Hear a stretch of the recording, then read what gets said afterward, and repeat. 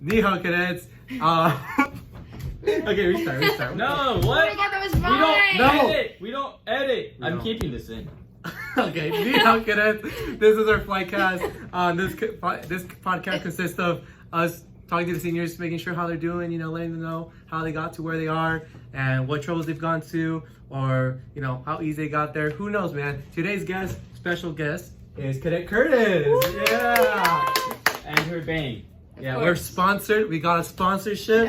We've been working. We're not sponsored. We've been working hard. Blur it out the whole time. We're not sponsored. All right. So, anyways, who are you and what job do you have within the unit? Yeah. I don't have a job anymore. We're all out of positions. But when I was in a position, I was the IG commander this year. My name's Kendall Curtis. So I'm a senior this year. All right, Kendall. Let's start with the beginning. So, what made you want to join ROTC, and what was your biggest influences, I guess, as far as? Okay, so I was at Taylor Junior High for middle school, and I saw them come in, the recruiting events and spinning rifles and stuff, and in their uniforms. And I remember there was 3 girls. They were probably in the unit when I came in, but I don't really remember specifically. I just remember seeing girls in uniform, and that was kind of unfamiliar to me. Mm-hmm. And I was really attracted to it. I was like, well, that looks really cool. I want to be like them, that kind of attraction. Yeah.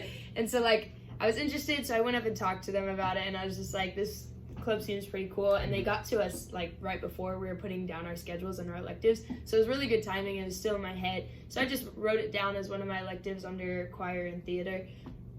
And so then, I went to one of the freshman open houses just to go with your parents, kind of check out the school, check out the electives. And once again, there was just a lot of really proud, strong female students just in their uniforms with lots of ribbons and high ranks, and just talking and addressing the whole room with such confidence that I was just this is exactly how I want to be, right? And so my mom too, she was like, you're gonna be just like them, look at all those ribbons on their shirts, you're gonna be just like them. I'm literally, though, no, you got the most ribbons. I really too. was and I was denying it, and I was I don't know how I'll make it in this program. But freshman day, our first day of freshman year, I just sat front row, and it was just really it was just so eye-opening and really motivating, and I was just so ready to put my all into the program. So as soon as we got the rep positions put out to volunteer for, of course I went for one. I got the LG rep, so I was in there every lunch I could after school, just helping out as much as I could. And I remember there was one day Master Sergeant Newton talked to me, and who was Navarez, he was the other LG rep for Echo, and he pulled us aside, and he's I never really tell people this, but you're doing good, keep doing what you're doing. And I was that was for him, that's really hard to say, just because he's so stay on top of your stuff because this is what you do. But he went out of his way to tell us that we were doing well, and so that just really motivated me to keep moving up in positions and keep showing up every day within the flight and within extra events that we did. So nice. Wow. That was a lot of stories. Sorry. no, you're good. Oh, we like this. I know. So, I guess, what motivated you to stay in, and then how was your sophomore year? Going up, how were the rest of the years? I think we're missing quite a big of chunk because I remember I came second semester, so you were already flight commander. How did that happen? So I was basically the first thing I was talking about, the LG rep, being noticed. That was all first semester. Second semester break, right before the break, he pulled me and Benacourt, who was a sophomore in the first year flight, into his office, Master Sergeant Newton, and he was like, you don't have to accept it right now. I'm going to give you the break to think about it, but come second semester, I would like to select you, Curtis, as flight commander, and Benacourt as a flight sergeant. And I remember calling my mom and being so excited, getting a real position. And so that's how I got that position. And I just already had my 30-step memorized, watched videos on how to conduct it or command it and stuff, and just made sure that my flight was doing what they should be doing, within not being rude, but just letting them know, so that was cool. Yeah, wow. Okay, so what other things have you done within freshman year? Because I know you've done a lot, because I would say you were probably one of the top cadets in the Corps when I first got in there, because I feel there was a good maybe 5 people, and I would say you were top 5 in out of everyone, all first year. So what else did you do to like have that image of yourself as like a high priority? Because I looked up to many people when I first got here, like wow, like they're very confident. So what else have you done to, I guess, get you outside of your comfort zone and stuff like that? Okay, yeah, that's a really good question. So freshman year, I was in choir and theater, but since I was in the lower levels, it wasn't as much of a time commitment, and softball wasn't in the picture yet, so it was just freshman classes and ROTC for the most part. So I was able to commit a lot more time, showing up to every CTO I could. Oh, well, I was in the musical, so that did take up some time. But when I wasn't doing that, I was in CTO and APT and Ravens. I like literally showed up to every club that I could, and like I would like to say that I'm pretty versatile. Like I can be athletic, I can be presenting, I can do this and that. So like every club I kind of just fit into and like played a helping hand wherever I could.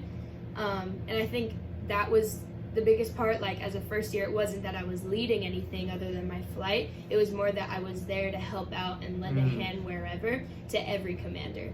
So just being around at all, having that presence.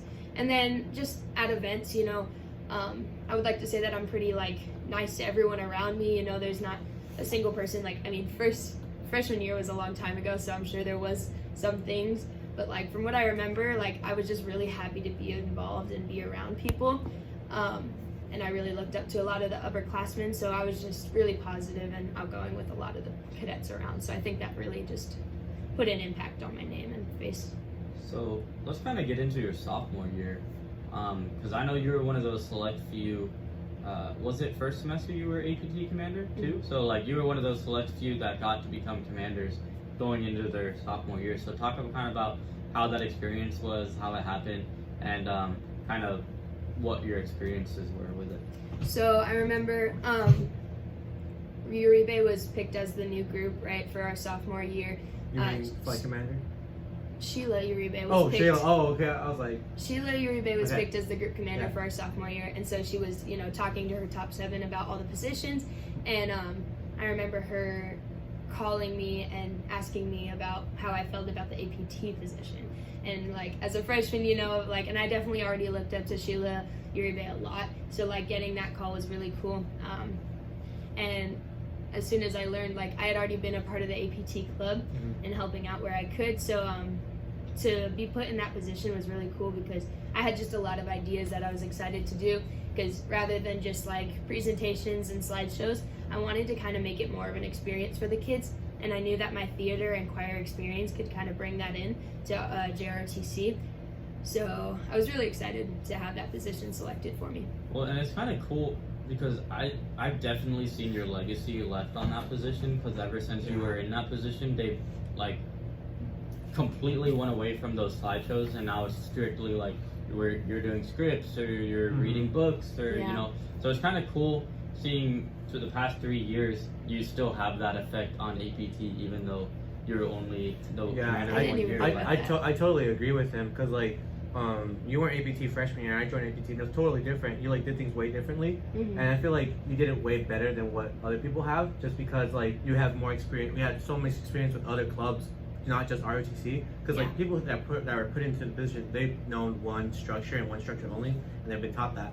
But like you have like what's it called, drama and all that stuff, and it really ties into APT. So I think that was such an amazing combination. So would you say that really helped you out with your positions, like other clubs and stuff like that? I agree. I think that is a really good takeaway. When you're put into positions as a younger cadet, that you kind of feel like you need to stick in the box, follow the rules, stay within the guidelines.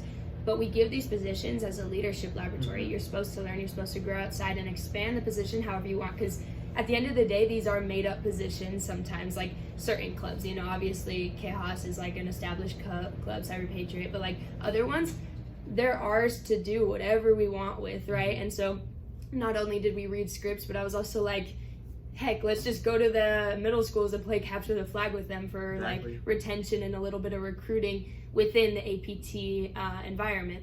So it really is just like a position to take and fly with, and so are a lot of the other like kind of minor clubs.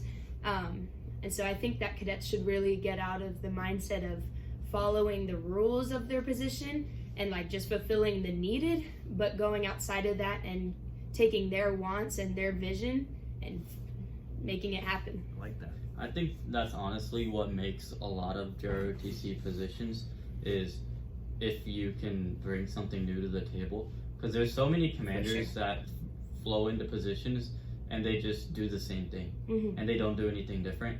And I think that's part of what made our senior flight so good is we did literally, even though we had COVID and all that, we did so much new stuff. With all the online. Yeah, we did the YouTube channel, we did the surveys, we implemented the Instagram account, like we did some new things like the unit drill competition. Like we, as a senior flight, we brought in a lot of new stuff, and I think it just kind of goes to show, especially in your scenario, like bringing new things to the table is what keeps this program fresh, is what makes it more exciting, leaves your legacy.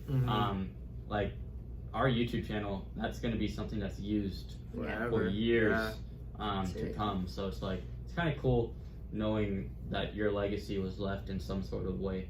So it is really cool. So sophomore year, are we in sophomore year? No, So junior now we're a junior year. So talk to me about junior year. How was? So I was able to, within my sophomore year, fulfill the APT position, and APT was a part of the unit goals. So we had to have 4 events, 2 for first semester, 2 for second semester. And as a sophomore, I was able to plan those and execute those well, obviously with the help of my NCO and like MSSQ as my squadron commander. But like, it was really cool to know that I helped like have a significant hand in that unit goal. Was APT So, under MSSQ? services? Sorry. Yeah, services. Sorry. I'm just moving on because then I was selected for MSSQ top 7 position as a junior. And so that was a really cool opportunity to be a part of. And I talked to a lot of recruiters and just like military members in general, and they say the reason that they joined a program or joined the service is always different than the reason they stay. And I think that really applies to my junior year more than anything else, because I really, started to get some actual work, and I really had some bigger responsibilities and people under me that I had to just get a little more stern with, and I had to be a present leader, because if I wasn't, I would get walked on and things wouldn't get done that needed to be done in the unit. So I realized that the reason I wanted to stay was for my commitment and love to the unit rather than my own personal intentions of improvement, right? As an MSSQ commander, you're really behind the scenes with a lot of just paperwork, with a lot of the like internal things, as well as a lot of top 7 positions are like that. So that really kind of changed the perspective of ROTC for me in a really good way, just in a more mature, selfless kind of way, Yeah. So since you did so many things, like how did you level out your life with like drama and like, because I know you've done all that stuff, and then like with RC with this such a big position. So how did you level that out? So my junior year, although I was sophomore year, I was selected for Spotlight, the advanced drama group. So I did go through that my sophomore year. But junior year, once I was selected for MSSQ, I realized that there was just too much going on and I wouldn't be able to fulfill both roles. So I did drop out of Spotlight, and I wasn't in the theater program anymore. And I wasn't in choir either. So literally it was just JROTC my first semester. And so like I had that first semester to kind of just ruffle out all the feathers of academics and my position. So I really figured out all the paperwork, and like, MSSQ really has a lot to do first semester because of all the health and wellness forms and just personal files in general, and, building up all the calendars and all that. And really just any position, you need a few weeks to kind of get into the role of things. So I was able to actually have free time and like not have to delegate anything because I had the presence here. But then second semester, I decided that I had enough energy and like and I really just wanted to do something more within the school, because it's really hard for me to just stay with one activity. I don't know why. I think it's just because I want to get the most out of high school and the experiences. So I joined softball, and so second semester I really was splitting my time between JROTC and softball, and that was the point where I started to lean on my super a lot more, and that's really what they're there for, especially second semester, because they've been around learning the position as you have.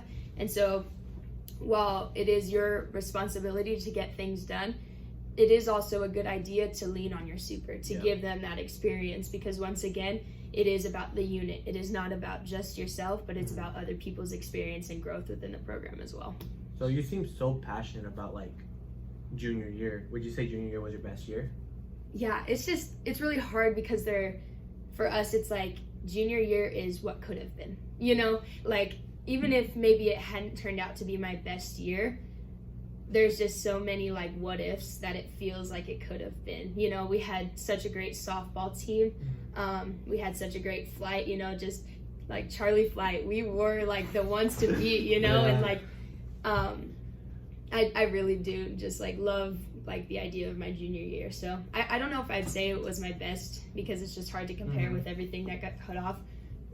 And you know, going into remote was really a struggle and like a damper on my mental health, but I would say that I did enjoy that year a lot. Yes. So would you say, because you said you dropped choir, you dropped drama, and you kind of just put all your focus into ROTC, do you have any regrets as far as doing that? Are you happy with the decisions you made, or like how do you feel now looking back on it, about the decisions that you decided to go with?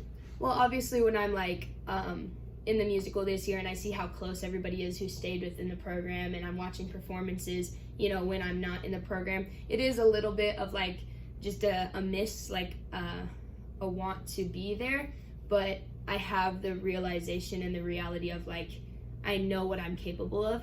And senior year, I did take on choir again. I did join the musical again. I am in softball. I am in ROTC. I decided to take all those things on because I had that full remote year semester that I just decided as soon as I got back to be in everything I could to make up. But I knew that I was capable of that. Junior year, I was in it for the long run, right? Like I still had a full year of high school left, and or 2 full years of high school left, and like I wanted to make sure that I made an impact where it mattered most to me. And so I really did like take a step back and reflect on my priorities within programs within Mesa High, and like it was definitely JROTC that came out on top. So no, I don't have any regrets dropping those programs. Nice, good. That's a really good answer. Like that. Very professional. Very professional. I know. This is a really like serious tone podcast. I'm not trying to make it. No, like, it's I just good, realized it's like perfect. I have a lot to say. Like I don't know. Yeah, you do. Yeah, So, yeah. you do. It feels like it's been like 5 minutes, dude. Like literally. Dang. So I kind of want to, instead of talking about your senior year, because we've talked to a lot of seniors about their senior year, I kind of want to talk about your struggles a lot more. Maybe not going so much like in depth, but I know that through these past 4 years, you've had a lot of issues going on, you know, with family, you know, with school. And so I kind of want to talk about how did you push through those issues, and how did you still like decide, you know, I still want to be that role model to cadets and to other people? What was that? How were you able to push through and kind of keep that mental attitude? So, throughout high school, I would say that like my family situation has just gotten a little bit worse and worse as time has gone on. And that steady decline with, you know, like obviously some days and events were rougher than others. That steady decline kind of like kept me on track of knowing what was going to happen and like how things were going to go, and kind of like mental preparation. And so I was able to like kind of cope a little bit better. It is really hard because there's a lot of nights, especially like recently, where like I just want to give up, you know, and I don't want to do everything that I have to do. And sometimes I even think about it, I'm like, I don't have to do anything, you know, these are all things I chose to do. And then I like get mad at myself for choosing to do all these things when I had the energy to, and now I'm stuck with them, right? And obviously that's a negative mindset that I had, and not true at all to my passions, and true at all to what I really want to become and who I want to be. So I really just have to identify those negative thoughts and identify that that's not how I'm really feeling, but that's just the emotions that are being played through in my head. And so I decided to move in with my grandparents just temporarily, but it's been you know, ongoing for a little bit longer now, just because it's outside of all the family conflict, and it's like more on my own to keep those negative thoughts aside and just focus on what I need to do for my senior year, and focus on the positive experiences and happier vibes. Obviously, than at home. And so while it is a little bit hard thinking about everything, I still just, put myself in a place to get through day by day rather than trying to battle and complete everything. I realized that just taking myself out of that situation for a little bit longer would help me. And I know that isn't an option for everybody who's going through things, is to just take themselves out of the situation. And for a while, freshman, sophomore, junior, and just now, like fourth quarter of my senior year, it wasn't really an option, or I didn't feel like I could do that because I didn't want to make anyone feel bad. But sometimes you really do need to put yourself first, and you really do need to understand what you need to get through. And I think it's interesting because you said, like, what pushed you to be the role model for cadets. And I don't think that wasn't my mindset, like, oh, I want to be a role model right now, like I need to push through so people can see. I really just was in my own internal battle, kind of getting through day by day what I could do. And if I had the energy to have a positive face, then I would have a positive face, right? But not every day was like that. And so what really was just pushing me internally was what I wanted to become. And having the Marine Corps program, being a poolee, being prepared weekly to ship out for basic training, and like hearing all these Marine stories and all their experiences, and knowing who I wanted to become and what I wanted to do, I knew I couldn't just give up. I knew I couldn't just say, I'm not going to do this, I'm not going to do that, because I committed because I want to be more than I ever thought I could be, right? And so within every program, I'm going to do my best to be the best. And last night I actually did get Offensive Player of the Year for softball. Shoot. Yeah, so that was really exciting. And like, I'm never going into these programs like with, oh, I want to win this award, oh, I want to be, the best star, but like, I just put my all into everything, I don't leave anything out there with regrets, or with like, oh, I could have tried harder, oh, I could have hustled more, I could have, carried that person better, because I make sure if I'm there, I'm all there, and the people around me are also all there. It's kind of like if we're getting through it, we're getting through it together. And so it's just been like, that's why I've been so emotional for all the senior, like, closing ceremonies, choir closing ceremonies, JRTC closing ceremonies, softball, all the ceremonies. Like, it's just really like such a great thing to see us all getting through it together, because I didn't know if I'd get left behind with all the things going on at home, with all the people just kind of like going on with their lives and pretending like everything that was happening to me wasn't happening to me within my family. And it was really hard to think about myself just kind of falling behind and not being able to do everything I wanted to do, or have to hide behind a face. But I had people I could trust to come up to and like talk about everything that was going on. And like having that really just like showed me that I'm not being left behind. If anything, I'm being carried, being pulled to where I should be, so that I can gather the strength to carry and pull my team as well. And so just seeing us all just like battling it till the end, walking through together, walking on that field together, is just gonna be so amazing, So I just have a couple more things before we kind of wrap things up. Before we get to the final thing, I just kind of want to ask you, since you mentioned not everyone has the opportunity to just kind of get out of their situations, and you said through your freshman, sophomore, junior year you had to deal with it as well. What would your advice be to those people who are going through those situations but aren't able to get out of it? So obviously none of this applies if your physical health or like safety is is up in the air. If you feel like you're in danger, you need to go to like Miss Delgado, any of your teachers, maybe a trusted upperclassman or friend that you can go to report or to talk, just to see if you can get out of that dangerous situation. But for those of you who are just struggling, seeing conflict in your house, not feeling like you're loved, or feeling like an outsider in your own home, find a program where you feel like family. Find somewhere where you are able to show your passions and be vulnerable to people, And while that might not be crying and hugging each other, but just like getting through things together, getting through like a sports competition, Vikings challenge, right? Like just getting through things together and as a family will take away any negative feelings from home while you are returning there the night of, and the things might go back to exactly how they always are. You know that you completed something with your family. You know that you got through something with your family. So it doesn't matter what's going on with your actual family, because you're still strong within that family, and you'll come back to them and you'll be there with them. And when you're leaving high school and moving on to your own things, you'll be able to establish your own family again. Like you'll be able to establish your own things. So know that home might feel permanent right now, but there's always more to push for, and there's always more to be a part of, and more people to love, and more people to love you. So know that you're not alone. That really helps me.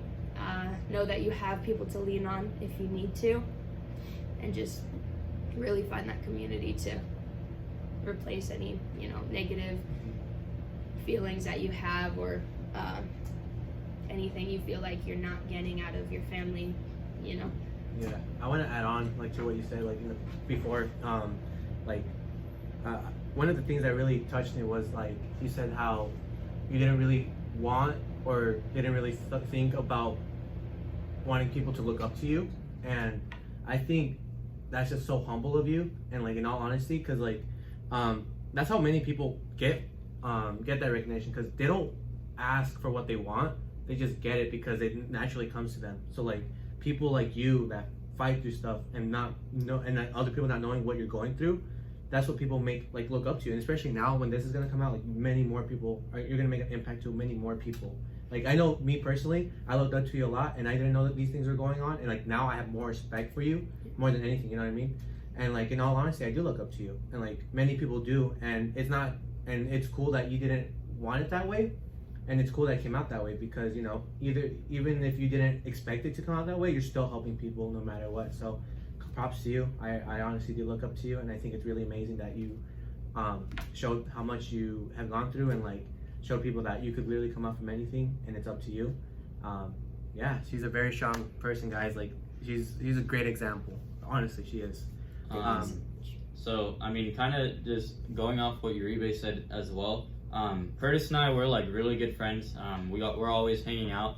We kind of have a joke where we're brother and sister, and we actually tricked some freshmen last year into thinking we were siblings. But yeah, kind of like what Uribe said, I've always looked up to Curtis, especially when she started talking about the Marines. We both started talking about wanting to go into the Marines at the same time, mainly because it was the same visit that kind of influenced our wants. But I saw her starting to train every single day. She was training, she was doing her schoolwork, she was doing softball, theater, choir, ROTC. She had a job. She was doing all these things, but she was still able to conduct herself here and do the things that she needed to get done. And honestly, she's just a great person to look up to.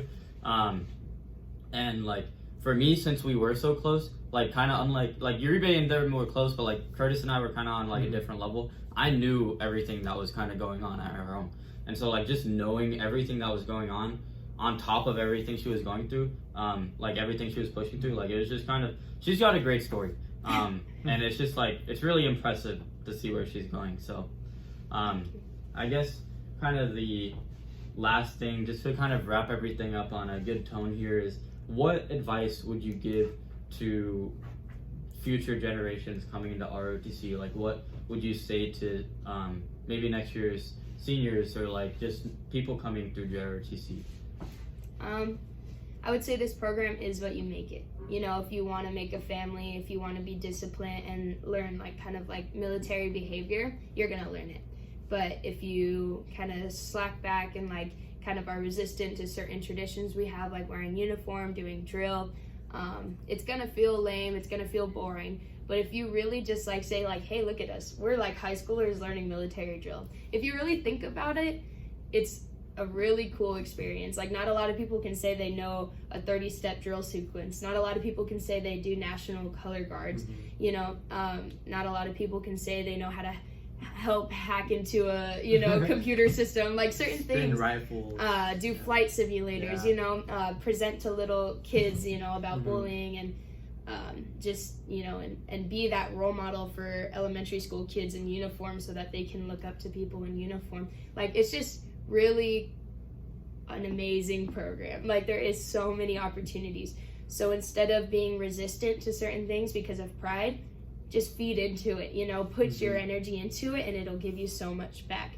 And then, yeah, I would just really recommend that.